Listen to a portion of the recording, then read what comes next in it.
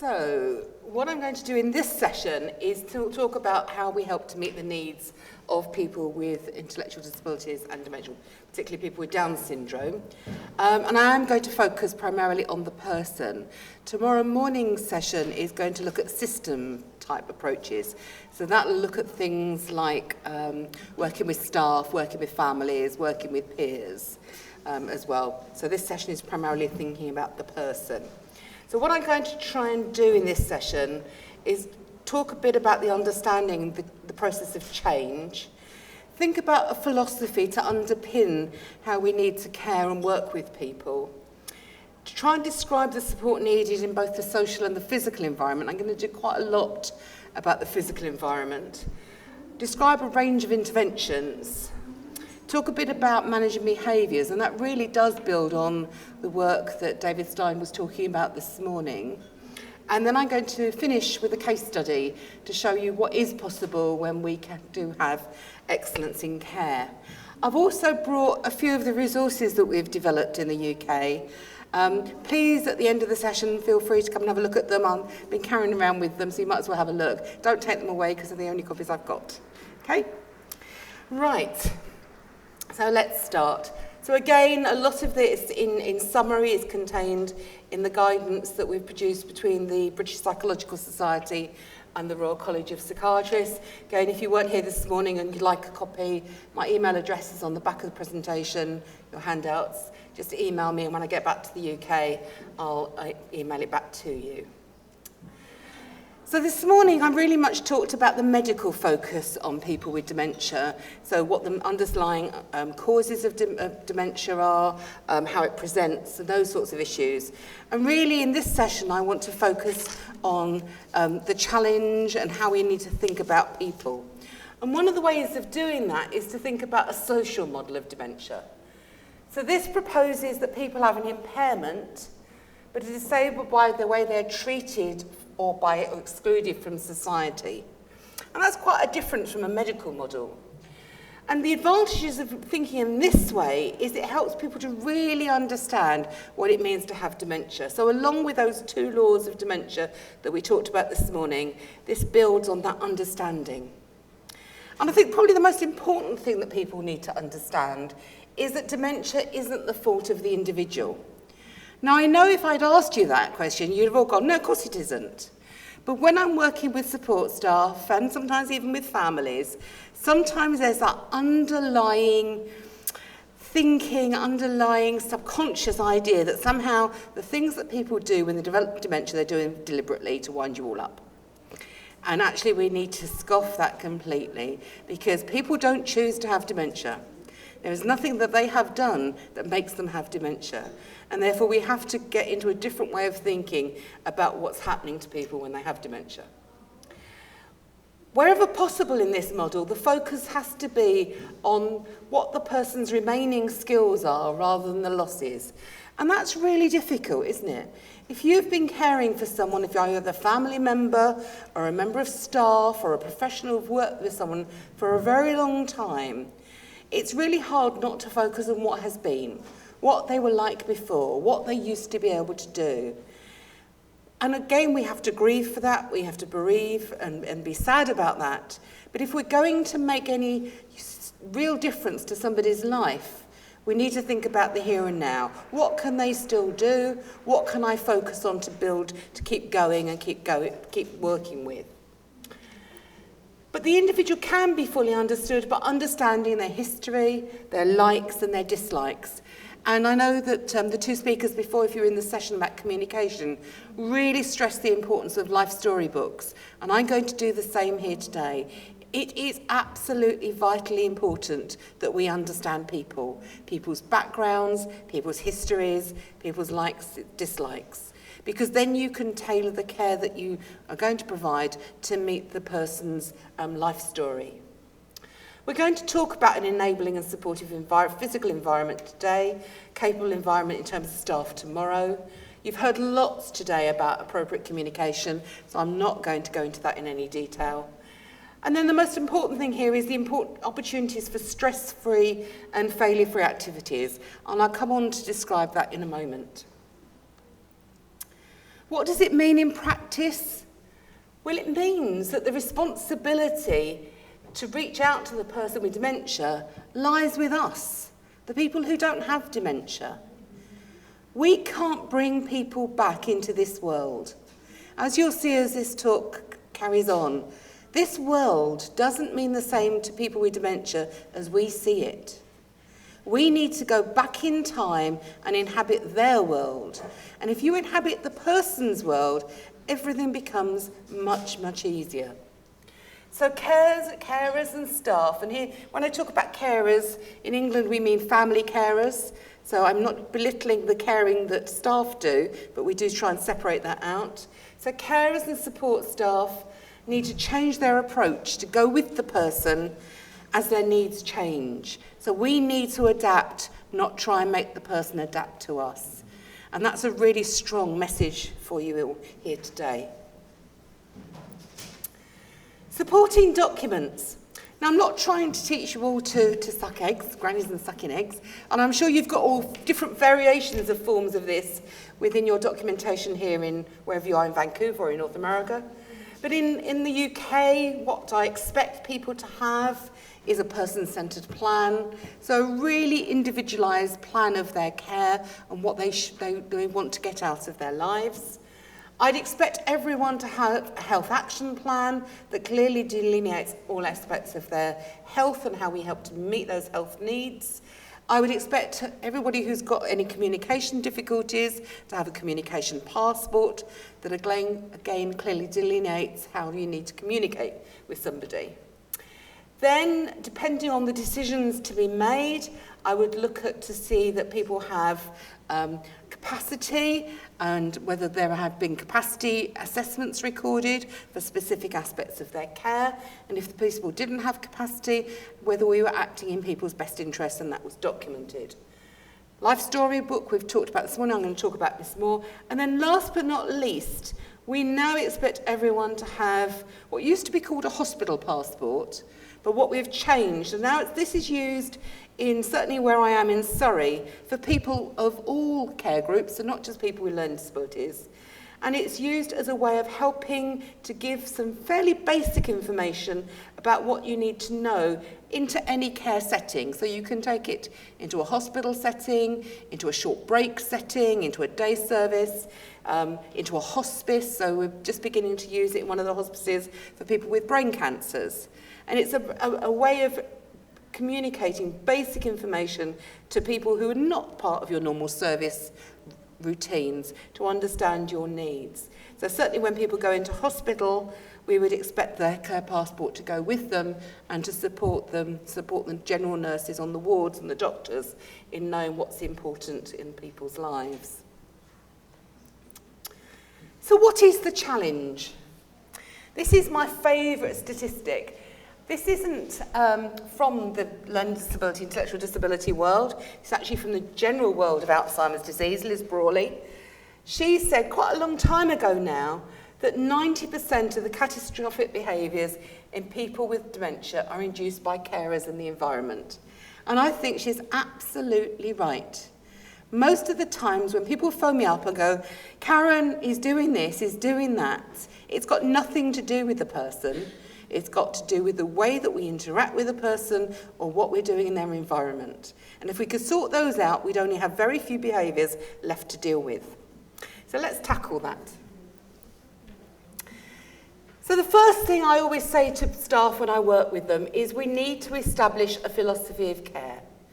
Because excellence in dementia care requires us all to do three things. We need to understand and know the person. We need to understand the dementia and its consequences for the person, and we need to be able to think ahead and predict what's going to stress them. Okay. So, let's go back again a moment. So, understand and know the person. Hopefully, just as it is in the UK, person-centred care, individualised care, is absolutely at the core and the heart of everything that we should be doing for people with a learning disability, people with Down syndrome. So I'm not going to go into that, but I can't stress that enough. Understand dementia and its consequences of the person follows from what I was talking about in the talk this morning. Really understanding what it means to have dementia. What is it like? What is the consequences of not being able to encode information from your short-term memory to your long-term memory? Really thinking about what is the consequences of rollback memory. If your newest long-term memory is 20 years ago, what does that really mean in terms of the care that we need to provide? Yeah? Because if you think what life was like 20 years ago, it's very different to what it's like now.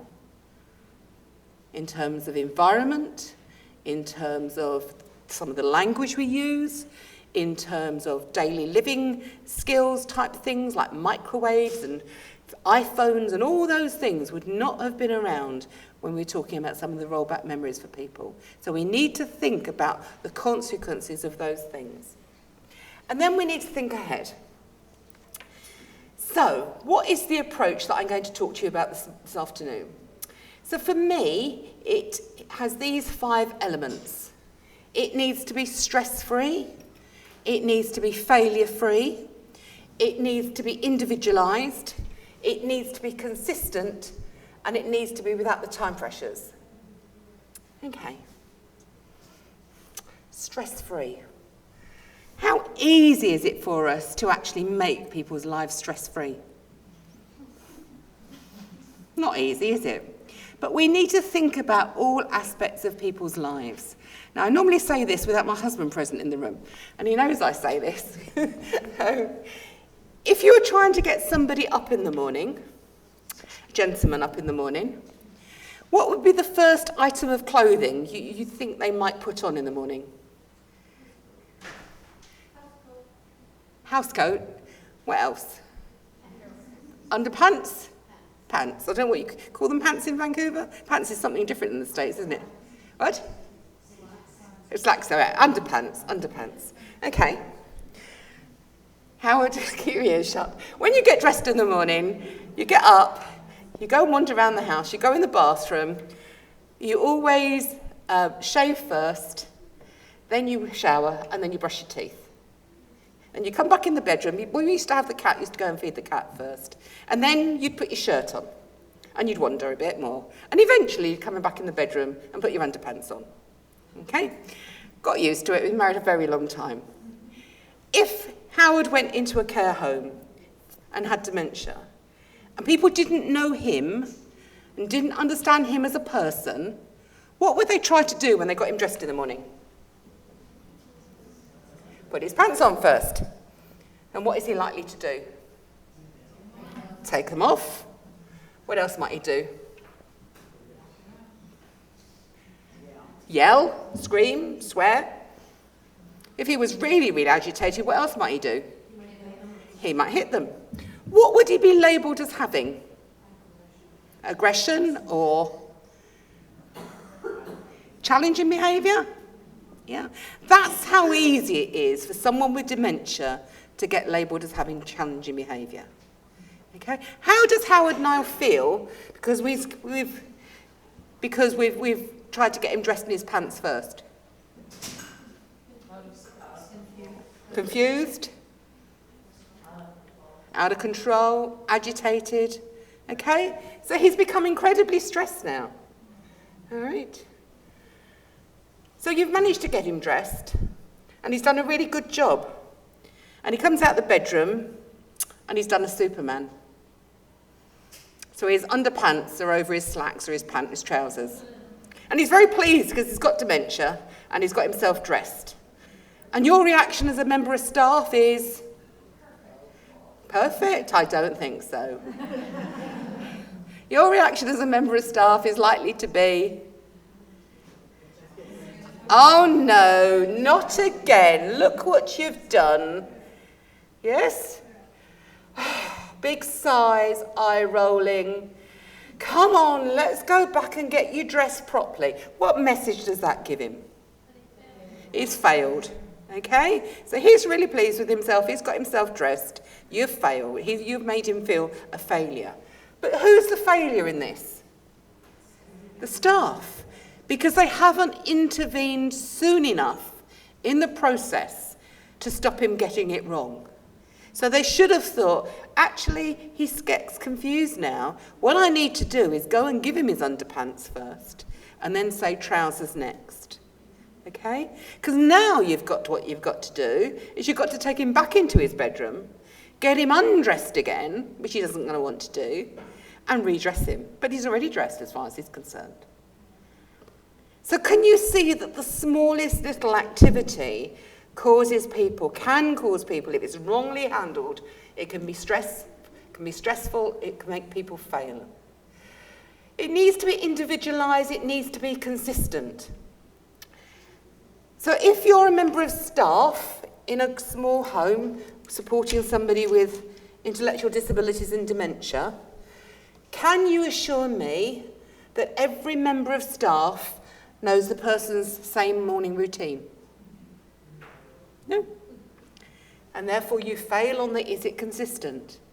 Because if you deviate from what is the person's preferred morning routine, what will happen? You'll make them stressed and you'll make them fail.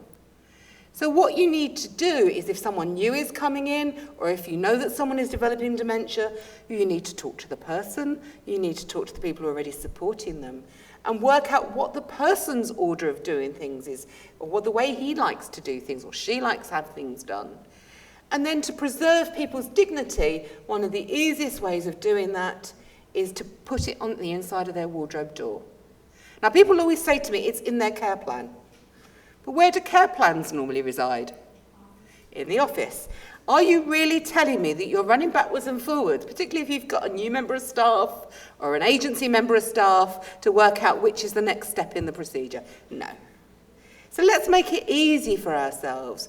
If it's key to having a start of a good day, that the way somebody gets up in the morning, then let's make it easy. Let's preserve people's dignity, but let's make it easy for the staff and for the person. So you can make it consistent. And then finally, in this example, without the time pressures, if you know that it takes people an hour to get up and get dressed in the morning, then there is no point trying to cram it into 30 minutes, because it ain't going to work. They're going to be even more stressed and they're going to fail. So you need to give people the opportunities and the time they need to have the support they need.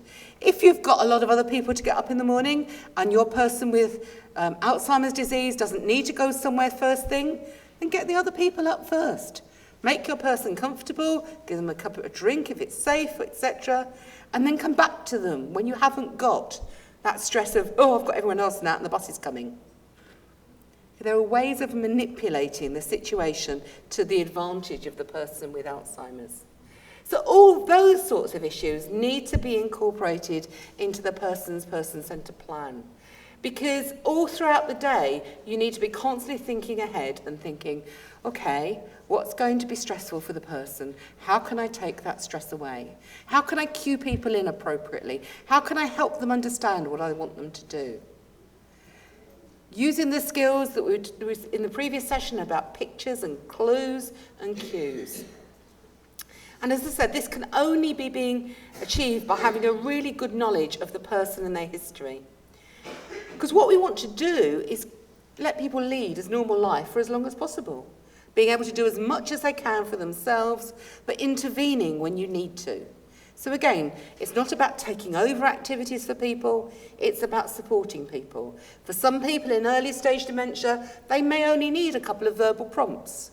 For other people, it may need more some visual prompts or maybe some objects of reference to help them achieve things. So getting dressed in the morning, you might need to lay the clothes out in line along the bed and position the person so that they work their way along the clothes in the right order. There's some nutty environmental stuff that I'll come on to in a minute that helps.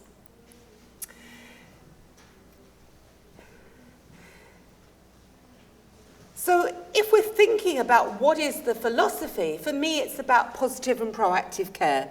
It comes from the whole positive behavioural support initiatives, but actually you don't need to have any form of behaviour to be looking about positive and proactive care. It's all about prevention. It's all about trying to work things out so people get the best out of people right from the very beginning. And those principles apply to people with dementia equally. If I can prevent people being agitated, prevent people being confused, prevent people being stressed by making the environment right, by making the support right, by being consistent with people, then I'm delivering positive and proactive care. It emphasises, as we've talked about already, person-centred values. It aims to enhance community presence so that people aren't shut away, but still are able to access the parts of the community that are good for them to access. So again, this isn't about necessarily new parts of the community, but things that are in their long-term memory. I have a gentleman who every Wednesday is taken by his support worker from the Royal Association for the Deaf, because he's got communication issues, into the local town. They always go to the same coffee shop, and they always have coffee and chocolate cake. And God forbid there's no chocolate cake in the cafe, because if there isn't chocolate cake, it's a disaster. So again, really important. He manages his interpersonal skills, and he gives him the competence to feel part of his community. So when we diagnose dementia, what we need is a shift in value from that basis of we've got to try always and increase people's skills to actually trying to maintain the skills for as long as possible whilst still reducing stress of the individual. So it's a very fine balancing act to intervene successfully. You don't want to overdo things for people, but you also don't want to underdo things and make them stressed. And sometimes you'll get it right, and other times you'll go back and think, oh God, that didn't go well. I should have intervened quicker to stop people getting stressed. That makes sense? Okay, so this is my sort of mantra about what needs to be achieved when somebody develops dementia. So for me, this isn't a time for learning new skills, or achieving goals, or facing change. It really is very difficult for people to try and encode new things into their memories. We've had people who've moved living environments and have really found it very difficult. They've managed to learn the way around, just about. They've never managed to learn people's names, for example, because that's just too difficult to encode. So I've got one person who calls everyone in the house Lydia. It doesn't matter whether you're male or female, you're Lydia. It's fine. Obviously somebody from his long-term memory that he liked being supported by. The focus of care should move away from that target-driven culture to that quality of life. And quality of life will mean different things at the different stages of dementia. And again, tomorrow afternoon, when I come and talk about outcomes, we'll talk much more about what is the quality outcome for a person. How do you measure that quality outcome?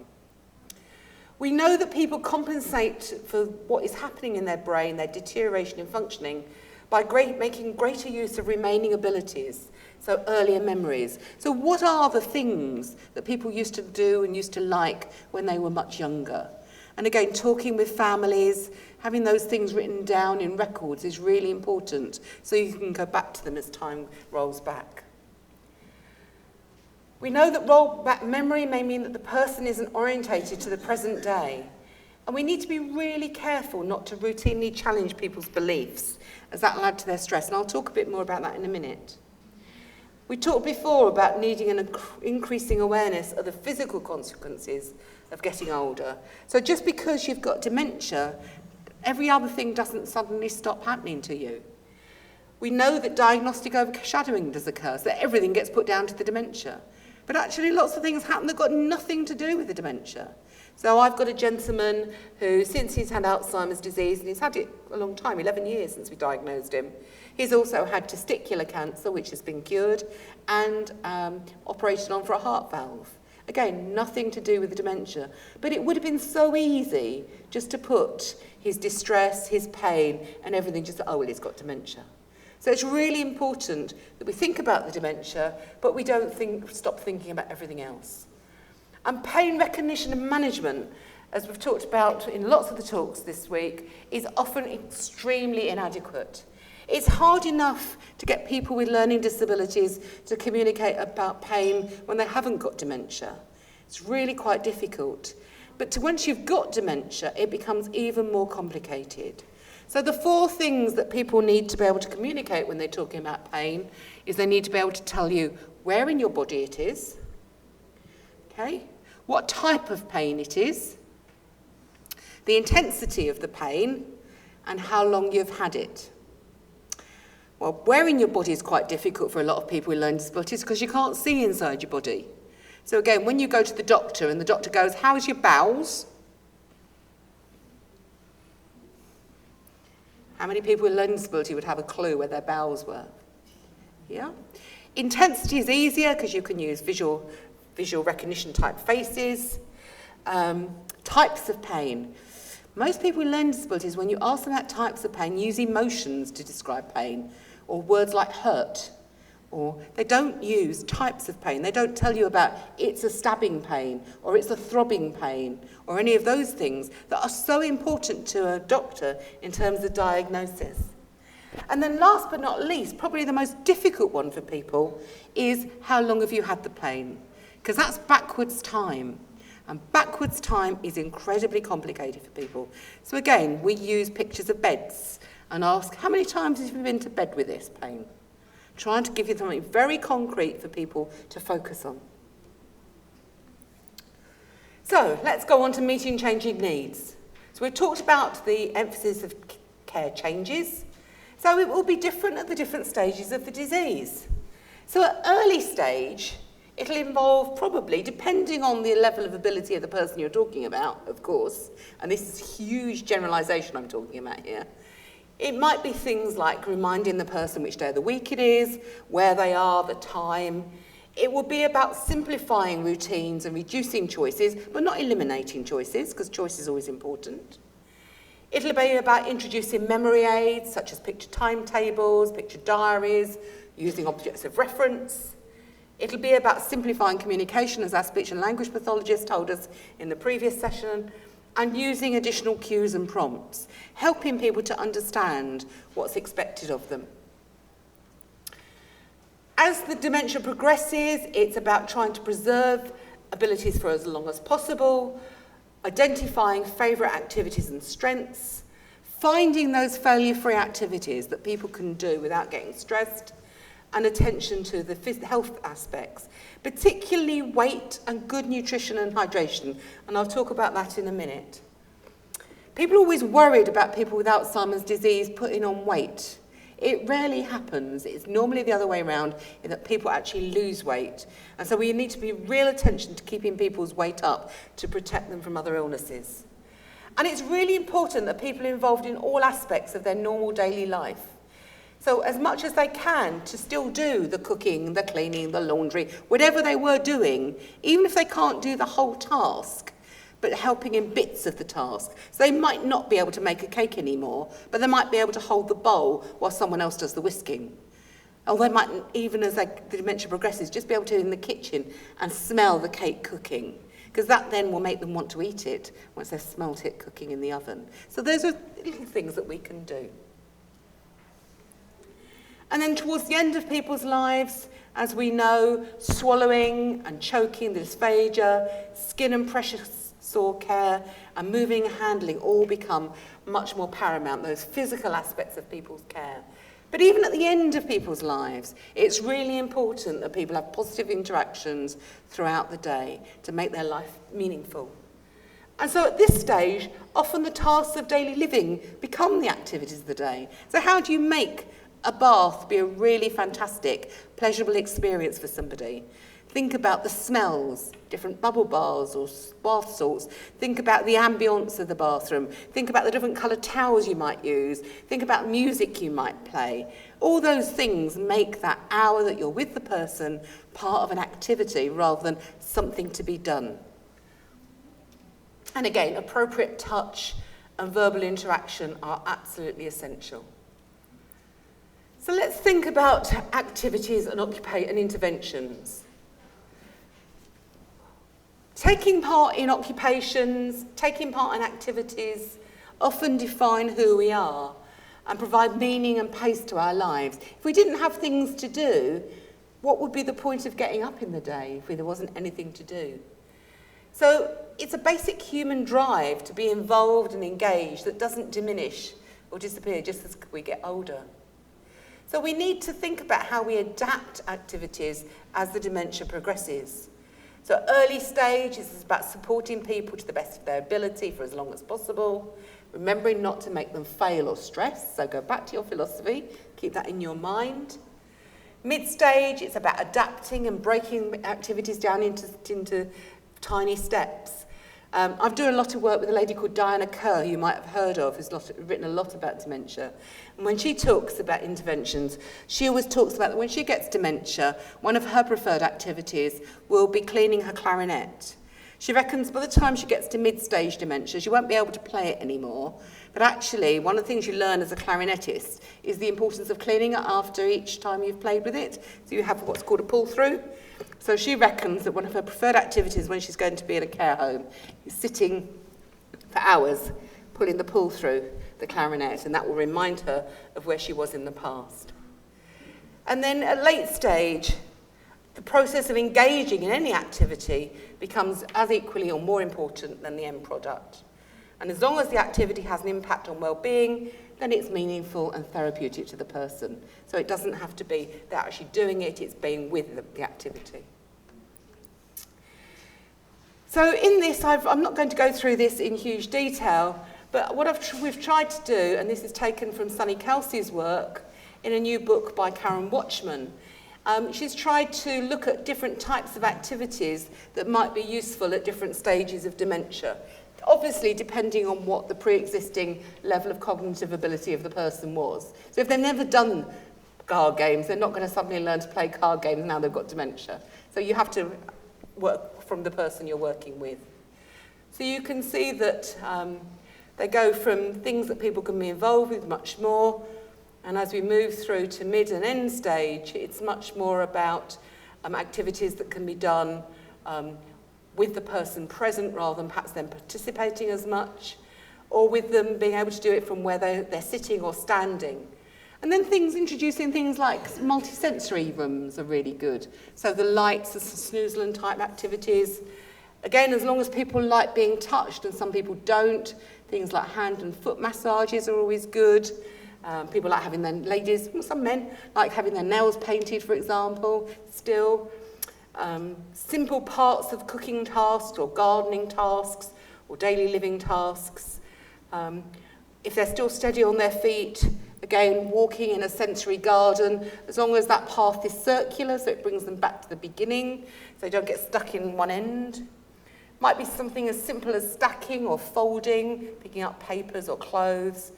And then people like soft toys, baths, bubbles, balloons. There's a lot of stuff talked about age appropriate. When you've got dementia, age appropriate goes out the window. It doesn't matter. It's about what gives people comfort and pleasure. Many years ago, I was working with a tiny little lady with dementia in a care home. And the staff phoned me up one day, really, really agitated. And I, what's the problem? So we took the lady to Asda, which I think is Walmart over here, shopping. And we were going around the aisles, and she picked up this huge, cuddly tiger. And we couldn't get it off her, so we had to buy it. Right, okay. And she really likes the tiger, but it's not age appropriate because she's 63. Right, okay. You know, so you'll have to advise us what to do. I said, well, let her have the tiger. Oh, no, we really, all right, I'll come in. So I went down to see them in their home, and she's a tiny little woman in this huge armchair, and she's got this tiger, it's huge, this tiger was huge, sitting on her shoulder. Okay?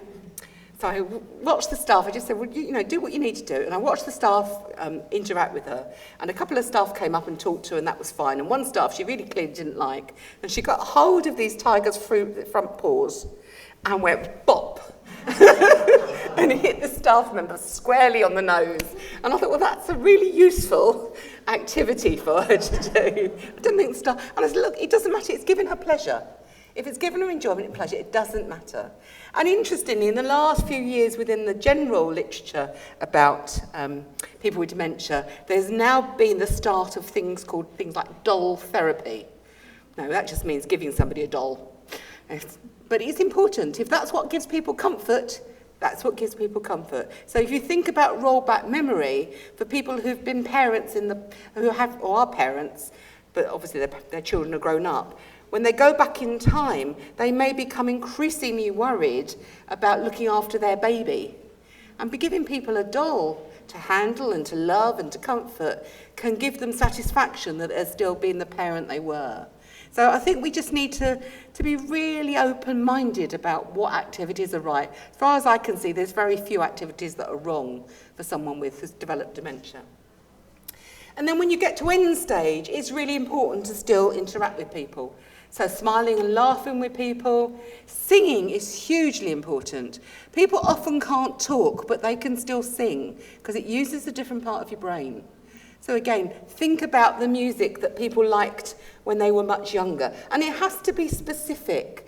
Again, this same care home, actually, went to a case conference about another lady in the home.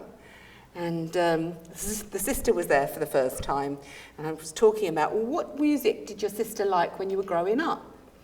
She said, well, she really liked the early Cliff Richard stuff, like Summer Holiday, that sort of stuff. So I said to the proprietor and the home manager, could you possibly get some CDs of Cliff Richard? And he turned and looked at me very disdainfully and went, we have the radio on. And I stood there and said, no, that's not the point. The point is to find music that is right for this lady. Not to use it all the time, but to use it appropriately when you want to interact with her. It's a bit of a battle, but they did do it. Stroking, again, as long as people like being touched, gentle rocking. So again, you need to know the person and whether they like those activities in the past to know whether they're going to like them in the future. But hopefully what you've seen here is how the activities change as the dementia progresses. So if you don't make the changes and still try and do things that they now can't do, you'll make people feel stressed and you'll make them fail. So it's about that judgment call all the time. So cues are really important. I've put the shoes in to remind me, and the Doctor Who up to remind me about the importance of visual cues. So just to give you a couple more anecdotes, because I think that's what helps to make it live for you. I worked with a gentleman who was probably in the sort of late middle stages of dementia, who lived in a care home, and his sister and brother-in-law and brother used to support him really well. And the sister rang me up one day and said, got a bit of a problem, Karen. I said, okay, what's the problem? She said, he needs new shoes. His ones are quite old and they're slipping. And we had a bit of a disaster because we took him to the shoe shop. And by the time he got to the shoe shop, he was so agitated that actually we couldn't try any shoes on. So well, what did you do? Did you use any cues, clues, prompts? He said, well, yeah, we kept saying shoe shop. All right, okay. What else do you think you could have done that might have been a bit more helpful to him? I said, what do you mean? I said, well, because it's a verbal cue, he won't remember it. And even if you keep telling him, it's not encoding, it's not going in to his long-term memory that reminds him that he's got to go to the shoe shop. Oh, she said, oh. She said, I could have taken a picture of the pair of shoes. Yeah, you could have done that. Or I could have taken his old shoes with me. Yeah, you could have done that. So again, it didn't take a lot to help them understand what else was important. And the TARDIS was really interesting. We had to move someone. We don't often believe in moving somebody, but in this case we had to because the care he was receiving was abusive. And this gentleman used to love Doctor Who. He was absolutely a Doctor Who fan. And he moved into this lovely house, lovely support staff. And we were really, really worried how he would adapt and how he would make the changes. And the one thing that was important to him was making his sandwiches every day, the night before, and taking them to the day centre the next morning. And the home phoned me up and said, I've got your funny to tell you. I said, all right, I like funnies. He said, the first night he made the sandwiches, and we said, you need to put them in the fridge. And they had one of these big American grey, gunmetal grey fridges. And he went over to this, said, put the sandwich in the fridge, and he looked round, and he said, I don't know where the fridge is. And they said, that over there. Oh, I'm putting my sandwiches in the TARDIS. And he was so happy. And so that was fine. He settled absolutely fine because he thought he had the TARDIS in his kitchen.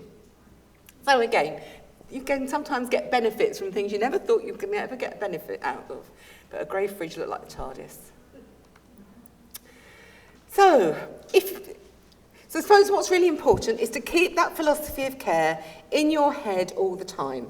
And then think and layer onto that any of these sorts of other approaches on top of that if things are causing difficulties. So let me just go through these pretty quickly. So the first one is anxiety and stress reduction.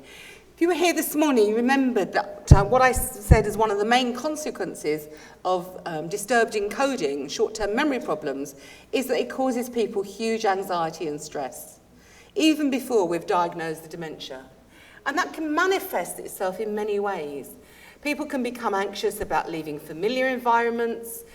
They don't remember where they're going. They don't know why they're going. They may resist putting their coat on. They might demand to return to somewhere they know better.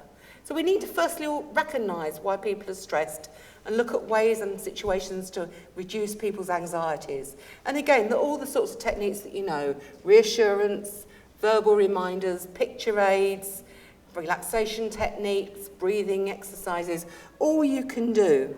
One of the people once said to me, how on earth do you get people with dementia to leave the house? What do you mean? He said, I can never get him to go out anymore. Okay, so tell me what you do. And when I work with staff, I say, go into detail, describe to me the whole situation, because it's only when people start to talk that you get the cues. So when we go up to the person and we say we're going out, and sometimes I'll use a picture, and that doesn't work, or sometimes I'll just tell them, that doesn't work. I say, well, what are you wearing? What do you mean, what am I wearing? My clothes. Yeah. So what is a cue to going out? What should you be wearing? Your coat. Have you tried putting your coat on first? What? Try putting your coat on first, and then going to the person, we're going out. Because what you see is a much bigger cue to the person than what they're hearing. And if you go, I've got my coat on, we're going out, that's much more likely to make the person want to come with you. So again, it's about that forethought you have all the time about cueing people in. How many of the people you work with have waking night staff? So staff who are dressed during the night, yeah? So somebody with dementia wakes up in the middle of the night, and the member of staff goes in. What do they say to the person? Go back to bed, it's the middle of the night, yes? Okay, what does the person normally do? Gets up. What's the member of staff wearing? Their clothes. So what does the person with dementia think it is? Morning. So what do you need to do? Put a house coat on. Simple. Now, I'm not saying it'll work every time, but actually that's the quickest way of cueing people into going back to bed, is to appear with your pyjamas on or with a dressing gown, house coat, whatever you want to call it, rubbing your eyes as if it's the middle of the night. Because what you want to do is give them a reality that they don't know exists at the moment. Okay? So it's always about that thinking through. What is the person seeing in this? How can I reduce their anxiety? How can I reduce their stress? Life story work. I just think this is the most important part of what we can do. Diana Kerr and Heather Wilkinson said in the stuff they wrote way back in 2005, said that people with dementia, if you do not know their past, then you cannot understand their present. And that is a really, really telling quote. Because having a really good life story book works on all sorts of levels. It helps to maintain people's sense of their own self-esteem and their identity by focusing on the things that the person did, that they were good at, and they were enjoyed. It helps because the process of talking to people about their memories, about collecting objects and pictures, are just as much as important as the final end product, although the final end product is important. But that whole thing about reviewing pictures, seeing which pictures people recognise, seeing if they can still tell you the story. And this all needs to be done before people develop dementia. It's no good waiting till they've developed dementia to suddenly think, oh, I need a life story book. If we only adopted, I don't know what happens when babies are born in here in Canada, but certainly when my daughters were born, you were given a little booklet that you needed to fill in things like their first word and when their first step was and the rest of it. My first daughter, my older daughter, has got about half of it filled in. My second daughter, I'm afraid to say, is fairly empty. If you've got someone with a learning disability, if you ever kept that up going, that would be your life storybook. If you kept adding to it, that would be their life storybook. It's a wonderful way of engaging family members and friends, and particularly if the person doesn't live with their family members. Often I find that they say, I don't want to interfere with the staff. I've handed over care to another group of people. How do I keep involved? How do I not interfere? How do I keep that boundary? Actually, this is a brilliant way of engaging families, because they're the people who will have those anecdotes, those photos, those recollections, those memories, those possessions that will help you produce a really good life storybook. And if anyone ever says to you, I've completed his life storybook, and the person is still breathing, then they've got it wrong. Because a life storybook should be a living document. It should be being constantly added to, even as the person gets to the end of their life. You can still take pictures, you can still write anecdotes, you can still put recollections. Because even if you can't use it for the person, you can use it for the staff and you can use it for the family to remind people of the person that they're caring for. And if you use it regularly, particularly in early and mid-stage, it helps people to reduce their anxiety, and it helps give people a sense of who the person are. So it's a really important thing to have. What's important, as they were talking about earlier, is that whatever is in that life storybook is really well captioned. That's not to say you've written an essay, but every picture, every anecdote, every possession, there needs to be something written by it about who's in that picture, what relationship they have to that person, and why this picture is important. Because otherwise, if you just have a picture or you just have an object, nobody knows, and nobody's able to say to the person, look, that's you on Blackpool Beach on your first time on a donkey, or whatever it is. Okay? It's really, really important. And again, that helps to aid the reminiscence. So it's about reminiscing for people, about remembering the past, about thinking about what they value and anchor in the past. And a life storybook is a good way of working with that too.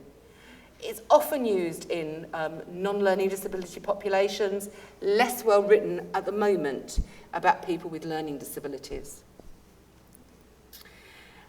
And then we come to one of the things that's probably the most contentious in dementia care at the moment, which is this tussle between reality orientation and validation. Reality orientation means trying to find ways of bringing people back to this reality. Okay? Now, in early stage, that's good. You'd want to get people back in the reality they're in as much as possible. So you're going to use cues, you're going to use reminders and photos to help people engage in the world that they live in. Obviously, stress-free, failure-free.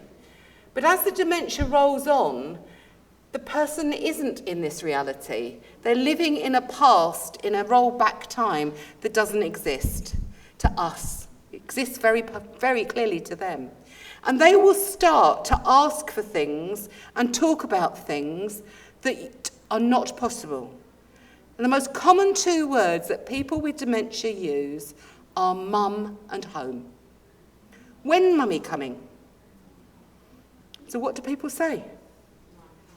Not coming. Mummy died. Don't you remember mummy died? That time you say, every time you say that to the person, what is it like for them? It's like it's the very first time they've heard that. And they will emotionally feel that pain. Oops, sorry, I'm just hitting the microphone. Emotionally feel that pain as if it was the time that mummy died. And because of their difficulties in coding, they might come and ask you 20, 30, 40 times a day, when mummy coming? And every time you say mummy is not coming, they're going to feel that pain. So what do you need to do? Do you need to go back to that reality, or can you somehow validate the beliefs that they have? So it may be saying something like, you miss your mum? Oh, I can see you missing your mum. So you're not saying she's not coming, you can just try to explore the emotion. What would mummy be doing with you now? Where would you go with mum? So you're affirming mum as a reality, but without saying, she's coming. It may be that mum had a pattern of visiting. I've certainly worked with people who live in residential care where mum came every Saturday, and the answer to when mummy coming is they want to hear Saturday. And once you've said the word Saturday, oh yeah, of course, and off they go again. So they don't lead long explanations that mummy isn't coming. They want to hear what's right in their rollback memory. And sometimes we just have to lie, because sometimes that's the best way of working with people. Barbara Poynton is a very famous lady in the UK who cared for her husband Malcolm, done a lot of work with dementia in the UK. And she says, if they can't enter our world, we must enter theirs and affirm it. Forget reality orientation. Enjoy fantastic adventures with them in their real world instead. Be prepared to time travel backwards into their personal history. And I truly believe that is the only successful way we've got of actually working with people. But remember, sometimes their history is painful. Sometimes their history is full of things they don't want to remember. And again, that in itself can cause us problems. So, for example, you might have a situation where someone's history is about being abused. And they talk about that abuse as if it's in the current day. And therefore talk about staff hitting them in the present, when actually it's happened in the past. So we need to learn how to protect staff as well from people actually saying the wrong things. The other thing I've seen in a number of people is they've changed the pronouns. So I've got one gentleman who always goes up to I'm going to hit you soon. It's just, he does it in a joking way. He's never hit anyone in his life. But actually as the dementia progressed, he started putting different people's names in front of that. So David hit me soon. And of course, you can imagine the safeguarding and all the sort of things that go on. So again, it's important to work with staff for them to understand that sometimes things will have to be investigated. But often when you talk to people about the situation, you get them to describe it. You can be very clear that it's happened in the past. If you say to me, describe the room, or describe the wallpaper, you can get cues and clues that it's not a current situation they're talking about. Again, we've talked before about the importance of keeping people healthy. So we have annual health checks. We need to make sure that people's mobility is maintained for as long as possible. We need to make sure that people's eating and drinking, and I'm going to talk to you about that in a moment, and also to help maintain people's continence. The biggest problem with continence, usually at the beginning, isn't a physical issue. It's nearly always an environmental issue. It's not that people can't continent, it's normally they can't find the toilet in time, because it's never anywhere obvious that people can find it. And putting people in pads, if they are still physically continent, doesn't help, because people won't deliberately wet themselves. So it's not a good solution. The good solution is a good toileting program and good environmental signage. Other things we need to look at are epilepsy, we've talked about pain, infections. Again, people can become very, very confused very, very quickly if they have particularly chest infections or urinary tract infections. So someone looks like their dementia has progressed to an end stage if they get an infection, but once they recover, they often come back to the same level of function as they were. We talked about diagnostic overshadowing, and we've talked about medications. So, I just want to spend 5 minutes talking about safe eating and drinking, because I don't think it's talked about enough. And although I'm a psychologist, I'm really clear about the holistic needs of people and actually making sure that people are safe. So, we need to be person-centered and understand the person to help the person enjoy good, safe eating and drinking and good and safe nutrition and health as dementia progresses. So as the diagnosis of dementia is made and as the dementia progresses, it doesn't change who they are. We still have our likes and our dislikes and our personality. And that equally applies to eating and drinking. Just because you've got dementia doesn't mean you don't have your likes and dislikes, although your tastes can change as the dementia progresses. So working effectively with people might mean that you need to actually change your approach to eating and drinking. So we all have beliefs about food. For most of us, it's a social experience as much as gaining nutrition. It's about sitting at that table with our friends, having conversation, maybe having an argument, maybe flicking food across the table, whatever is your normal way of having a meal. But that's important. We all have different reactions to different foods that come from our experience, our culture and our taste. And again, what might happen is that as people's rollback memory goes back, they might forget to like foods that they've recently liked. That's a really dreadful sentence. Start again. They might not like new foods. So you might have recently introduced, I don't know, Thai food or curry into their diet. But of course, as their dementia rolls back, they perhaps might want food from their childhood. So they might want the sort of stodgy foods that perhaps we used to eat 30, 40 years ago, rather than some of the more healthy foods we might eat now. We need to think about what makes us want to eat and drink. And there's lots of reasons about what makes us eat to drink, and there's lots of reasons that make us not want to eat and drink. So we need to work out what they are. So again, we might need to cue people in to actually wanting to eat and drink. So if you're just in a situation where you never hear the table being set, you never see the food being prepared, you never smell it from the kitchen, you might not be cued in to it's a mealtime, and therefore you might not want to eat when it's presented with you. If it doesn't smell nice, if it doesn't look nice, if you don't like the people you're sitting with, if you don't feel well, you're too tired, they will all be things that might make you not want to eat. And it's really important that we keep people eating, and particularly drinking well, throughout the course of their dementia. So some things we might need to pay attention to are things like the eating environment. So that's actually how you set the table. So does it look attractive to people? Can you actually see the food on the plate? Are you using contrasting colours rather than a patterned plate and a patterned tablecloth? Are you using a brightly coloured mug, for example? Are people in the right posture and positioning to be able to eat properly? If you're sitting in a chair that's too high, too low, too far away from the table, too close to people, all those things might affect it. Have you thought about why you need to eat and drink? Does the person feel hungry? Do you know how to encourage people to eat? Maybe you're giving people too much. It can be really daunting for someone with dementia to be presented with a really big plate of food. You're much better off presenting a little bit and then topping it up, than rather presenting something that looks... Because again, if they're very slow eating, by the time they get to end of half of it, it's cold, and it's congealed, and don't want to eat it anyway. What are they eating? Are the foods safe? We know that some foods are much more likely to cause choking problems, and some foods you might not know about. Things like rice in particular, for example, can be a choking hazard. Pineapple. Does it look nice? What are finger foods? Do we expect people to eat with a knife and fork or spoon? Actually, what's most important is their eating. It doesn't matter how it gets into their mouth. And anything you can put in your fingers is a finger food. So again, think as widely as you can. And a right time, right amount. What time are they eating?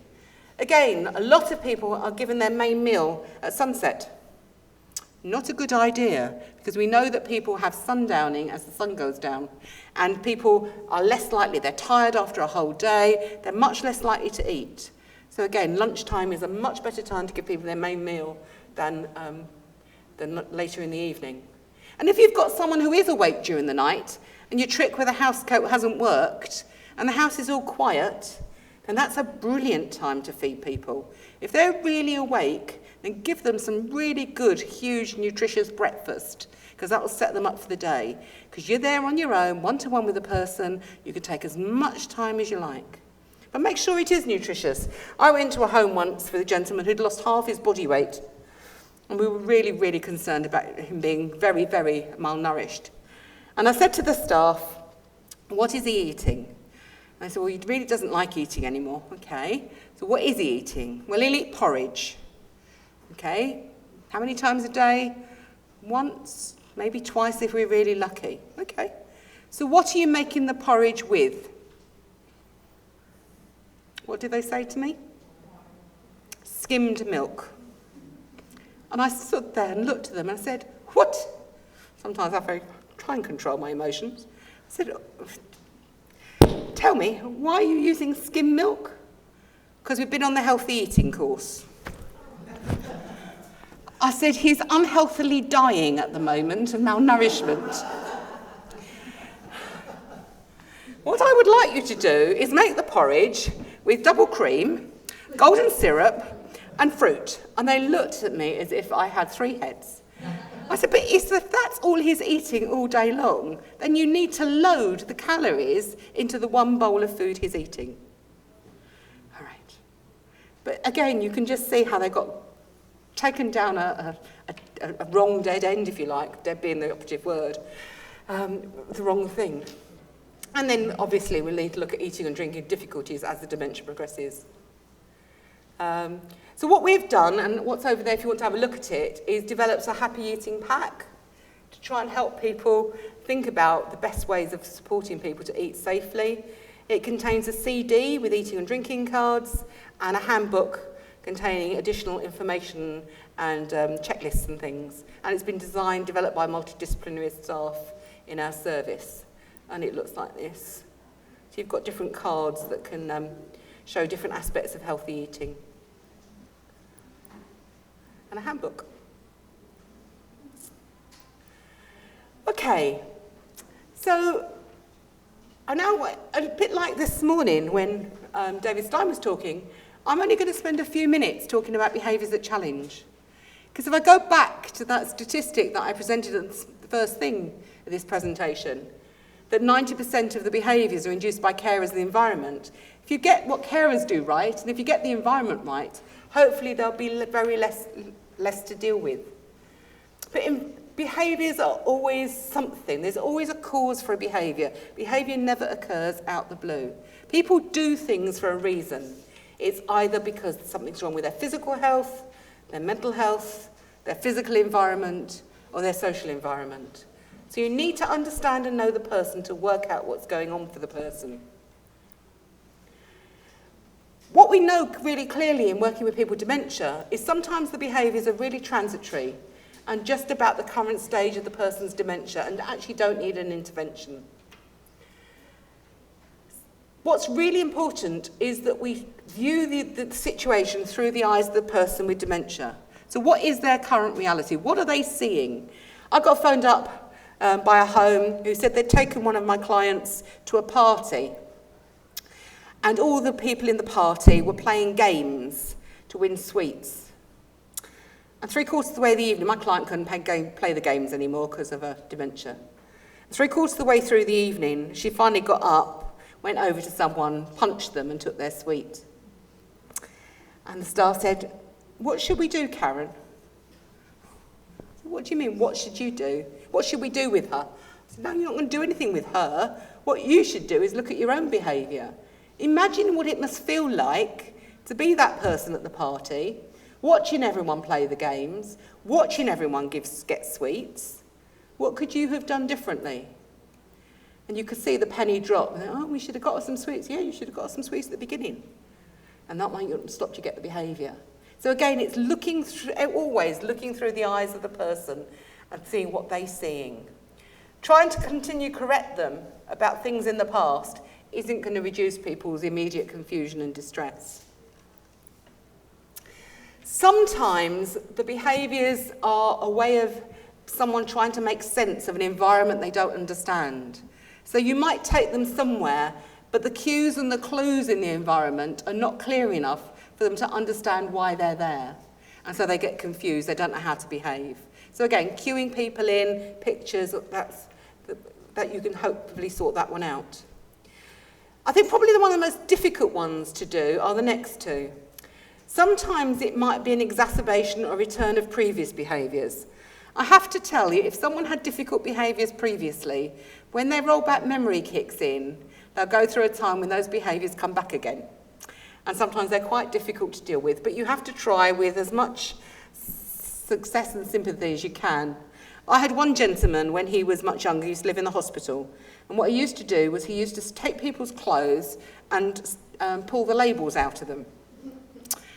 So he managed to get rid of that behaviour when he moved into the community, and he'd lived in the community 40 years.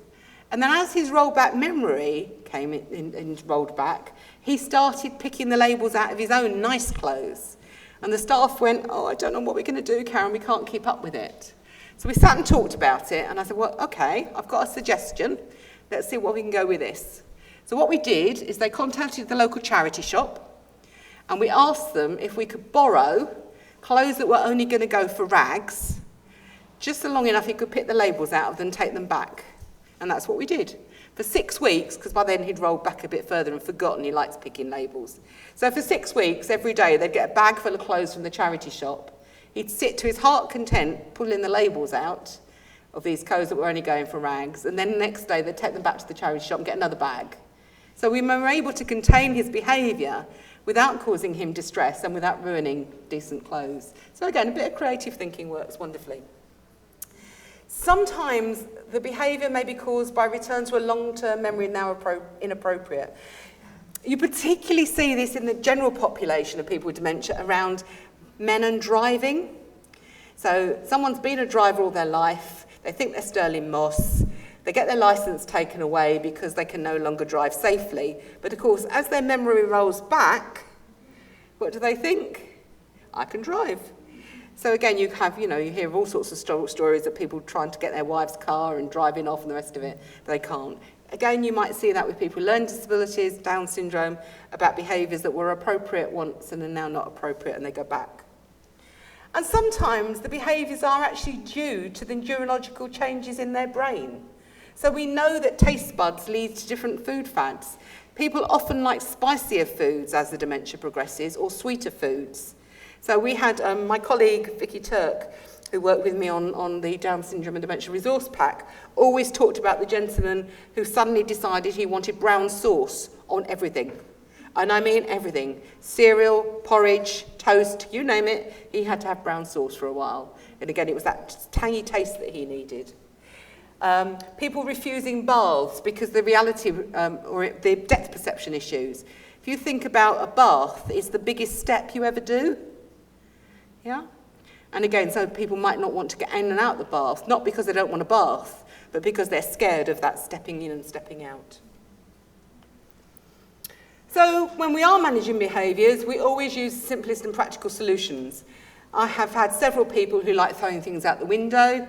We've put nets under the windows and we've just gone and collected them when they've gone into their day service. I had one lady who used to get up in the middle of the night and hang her knickers around the room, a bit like paper chains. And again, we waited till her mum used to go and take her in the shower in the morning. We used to collect them up. It was fine. Sometimes you can just reduce the behaviours by just reducing people's anxiety and stress. Sometimes if you just avoid the conflict and resolution and confrontation, that works. Does it matter? Spend my life going to people, does it matter if he does that? So again, I had another lady who used to sit by the window in the evening, and when it got dark, she'd look out the window and go, "It's dark, brush teeth." And off she would go, toddle to the bathroom, brush her teeth. And she'd come back. And then, of course, once the dementia came, every time she looked that way, she'd go, "Oh, it's dark, I brushed my teeth," and off she'd go. And after about 30 times an evening, her mum phoned me up and go, "Karen, what do I do?" I said, "Well, don't stop her, but she'll damage her teeth." Well, no, use a very soft toothbrush and a non-abrasive toothpaste, and she'll have the cleanest teeth in Surrey. The dentist will be delighted. And that's what they did. It didn't matter how many times she brushed her teeth. We made it safe for her. Sometimes environmental alterations may alter the behaviours, so some people might get very distressed seeing themselves in the mirror because they don't recognise themselves. Again, don't take the mirror away because then it doesn't look like their room. Just cover the mirror. So again, we suggest using little roller blinds in front of mirrors so people can use the mirror when they need to, hide the mirror when they get distressed. And if that all doesn't work, then you can go through the usual looking at the understanding, the function of the behaviour. I have to say, in my 25 years of doing this work, we very rarely get to that stage. Because most times, when you actually sit down and talk to staff about why behaviour is occurring, you can see straight away what's going on and try and help people work it through. And I like these. These are again from Barbara Poynton, who worked with her husband, Malcolm. And these her 8 caregiving maxims for dealing with perplexing behaviours. And I think they equally apply for someone with a learning disability or Down syndrome. So don't try and stop someone with dementia from doing something just because it isn't being done properly. So, if people want to wash up, let them wash up. If you have to redo it, does it matter? They think they're doing something useful, so be it. People with dementia understand far more than they're ever given credit for. Take care what's said in their presence, and don't exclude them from conversations or decisions. Don't talk over people. Don't talk about people as if they're not there, because they'll hear the emotion. Bossiness is just not on. It's very easy to confuse caring with controlling, and nothing winds any of us up more than the sense that someone else is controlling our lives. Well, that's true of all of us, isn't it? Who is the behaviour a problem for, and does it really matter? Again, most of the time the behaviour is a problem for us as staff or carers, not for the person. Preserve their autonomy as long as possible by giving them choice, and celebrate what they can still do. So again, lots of praise, lots of greats for doing the things, however little they can do. There is always a reason for agitation, often something or somebody in the environment. Try to spot the cause and change it if possible. Yep. If they can't enter our world, we must enter ours. We've read this one before. Enter theirs and affirm it. Forget reality orientation. Enjoy fantastic adventures with them in their real world instead. Be prepared to time travel backwards into their personal history. And then the last one. Look behind the illness and reach out to the frightened person still in there who needs to feel secure, respected, and cherished. And I think that really does sum up what we need to do. There's a slide here about medications. I'm not going to go through it in any detail because I'm not a doctor, that sort of doctor. We know that the acetylcholinesterase inhibitors are beginning to be used more and more with people with Down syndrome, with some positive effects. We need to be careful about using antidepressant medications and really careful about using antipsychotic medications. There's a lot of evidence that they do more damage than good. If you are going to use those sorts of medications, then we need to be clear about what the risk and benefits and what the minimum effective dose and how long you're going to use them for. We see so many people with Alzheimer's disease on huge cocktails of medication because somehow it's easier than actually thinking about what the person needs and how they need to be supported. So I want to finish with two things. I want to go through what makes a dementia-friendly environment, and then I just want to finish with a bit of a case study for you. And I'm really clear that dementia-friendly environments are very important to the lives of people who develop this disease. Very few environments are naturally dementia-friendly, and the adaptations that you need to make often don't cost a lot of money, but they help to make life less stressful and easier for people. There are 5 facets that we need to look at. So calm, predictable and making sense, familiar, suitably stimulating, and safe. So calm.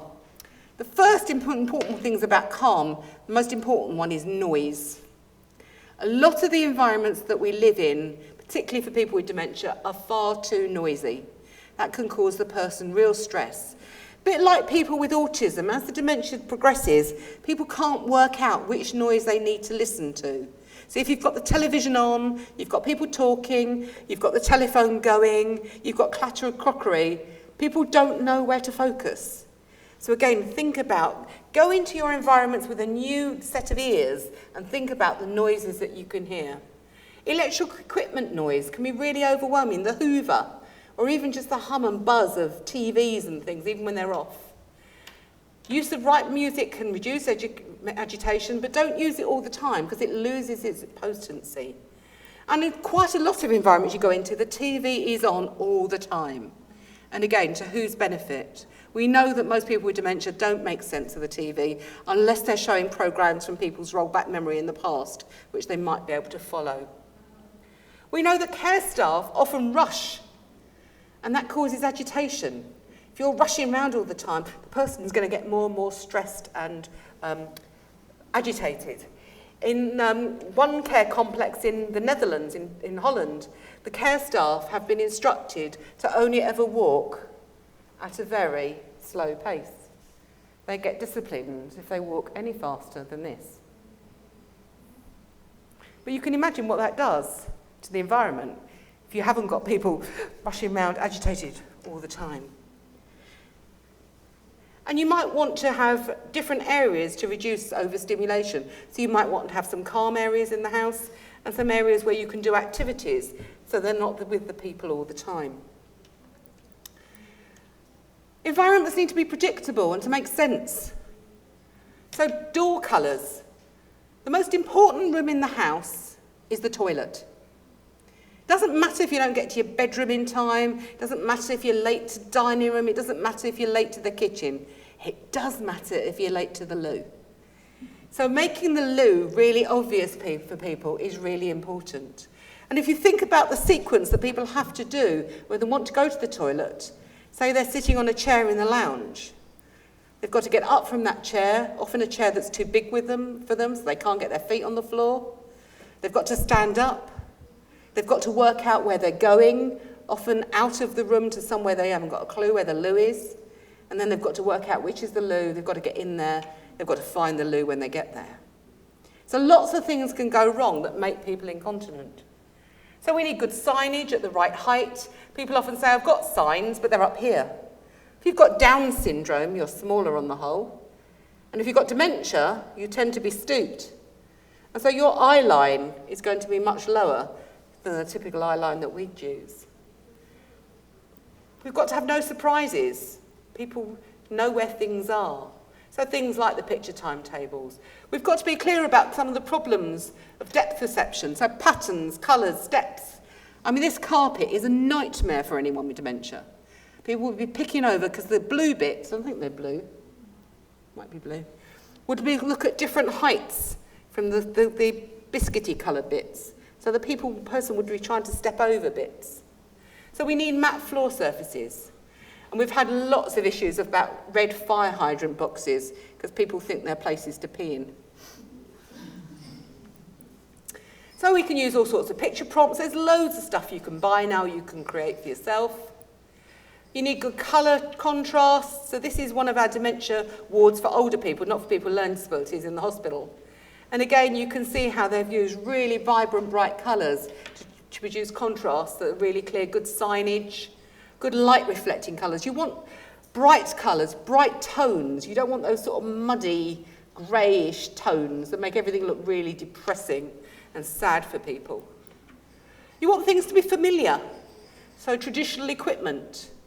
You want to avoid long corridors. People get stuck down long corridors. You want pictures that are relevant, so things like Elvis or the Doctor Who for a lot of our clients.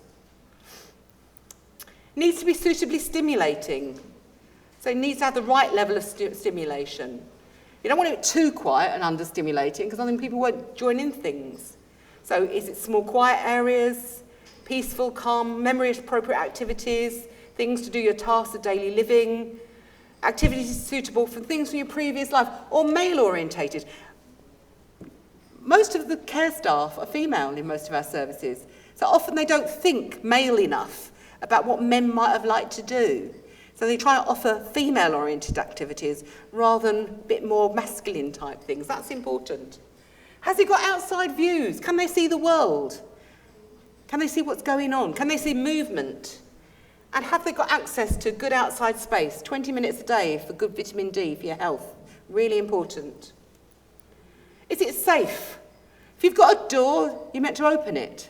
So how do you make a fire door safe? How do you make a fire door safe? You hang curtains on it and make people think it's a window. Cover the bottom bit in black paper, hang curtains from the top bit, and people don't push it anymore. Okay? Handrails are important. Floor levels need to be level, including gardens. And then some things what not to do. So this is a lovely kitchen. Whoops, I didn't mean to do that. So this is a lovely kitchen, but this floor, which is granite tiling, looks like it's still in the quarry because it looks like it's undulating. Yeah? And that cooker hood looks like a spaceship. So am I going up into space? This is a lovely shiny floor, but as you can see, if it's shiny, it looks like slippery and water. I'm sorry if that's your favourite carpet, but that's not dementia friendly. Kettles that don't look like kettles. Downlighters often produce blobs of light that look like holes. And I love that tap, but how on earth do you use it if you've got dementia? And then we could talk about different things in kitchens. So can we help people find things? So you want things that they want to be found on display and things that you don't want to find hidden away. Living rooms, chairs at the right height, use of shelving and dividers, good natural light, curtains, not blinds. Dining room, and again you can see square tables are always better than round because people have their own clearly defined space on a square table. Round tables, it's much easier to fight with people. Again, layouts and things like that. Bedrooms, how do you find it? Most bedroom doors are the same colour. How do you know it's your own bedroom? Where's the memory box on your door? Where's the pictures that are right for you? Blackout curtains, so it looks like night. Covering the mirrors. And these are really good dementia-friendly wardrobes. It's not a very good picture. What they've done in this company is rather than having, if this is the wardrobe and the doors and a rail that way, so you can only see closed side on, what they've done is put the rail that way, so you can have a complete outfit at the front. And of course, hopefully then that's the outfit the person will just pick up and wear the next morning. So a very simple thing, very clever. Nighttime care, commodes, again, difficult to know whether the person would recognise it's something to use. Sensor mats can help if people are wandering at night. Modern continence products, hopefully, means that you don't have to go in and wake people. And again, waking night staff should feel free to wear a dressing gown or housecoat. Bathrooms, what colour are most bathrooms? White. White floor, white ceiling, white walls, white bath, white sink, white toilet. What does the person see when they go into there? White. What's the most important thing in a bathroom? Toilet. What do you do to make a toilet more seeable? Put a red toilet seat on it. You know, think it through. What does the person see? What do I want them to see most? And you get the ideas. Gardens, again, how do we make them a really good place? And really nice activities. So, you know, having a shed, a washing line, you can hang the washing up, take it off, take it on, take it off. For men, you can have a car to clean, raised beds, potting area, seating, tables, all sorts of nice things you can do. And so those environments play a huge role in people's well-being. And most of them don't cost a lot of money. A red toilet seat in the UK, 20 quid, $40, you know, makes a huge difference. So I want to finish with just a little bit of a case history of a client who I worked with for many years, who I just think had probably the most exceptional care that I could see. He was 51 when he died. Yeah. He used to live in a long-stay hospital, moved into the community, lived in a home with 3 other men, went to a day centre, had frequent contact with his mum and his sister, and he was a lovely man. He was very flirty with the ladies, and he especially liked blondes. So if I was going to send anyone out to do assessments, I always had to send a blonde assistant out to him. He had a really comprehensive person-centred plan that told people that he always liked being smartly dressed. He always wore a black shirt, a colourful tie. He liked being shaved, and he always had to have aftershave. He used to, when he was well, he used to like hoovering, and I have a clear memory of him sitting at the head of the table in his house with a comb in one hand because he had this beautiful blonde hair and a Dalek in the other because he was a complete and utter Doctor Who fan. So Doctor Who and Elvis were his 2 joys in life, along with his red wine and Guinness. And as his dementia progressed, he liked sweet foods. He liked shopping, he liked discos, he liked parties, he had aromatherapy. And just before he died, he rediscovered an interest in his Chelsea Football Club. He had lots of health issues. He had an underactive thyroid. We diagnosed him with dementia in February 2009, and his epilepsy started a year later. Unfortunately, he had recurrent chest infections and urinary tract infections that we couldn't completely get rid of.